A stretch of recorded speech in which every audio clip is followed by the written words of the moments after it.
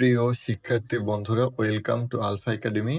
আজকে আমরা যে বিষয়টা নিয়ে আলোচনা করব সেটা হলো কেন 0 ফ্যাক্টোরিয়াল সমান 1। তাহলে এটা জানার জন্য আমরা সবার আগে একটা উদাহরণ দেখে নিই।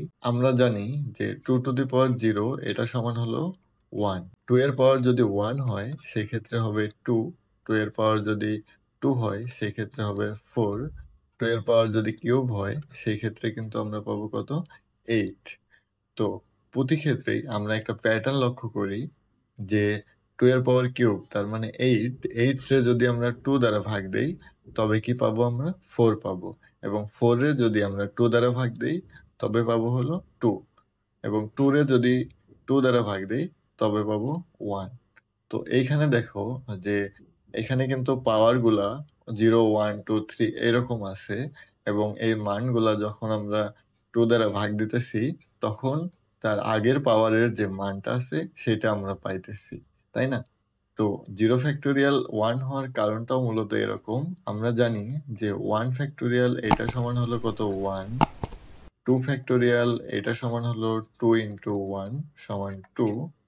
3 ফ্যাক্টোরিয়াল এটা সমান হলো 3 ইন্টু 2 ইন্টু 1 সমান হলো 6। 4 ফ্যাক্টোরিয়াল এটা সমান হলো 4 ইন্টু 3 ইন্টু 2 ইন্টু 1 এটা সমান হলো 24।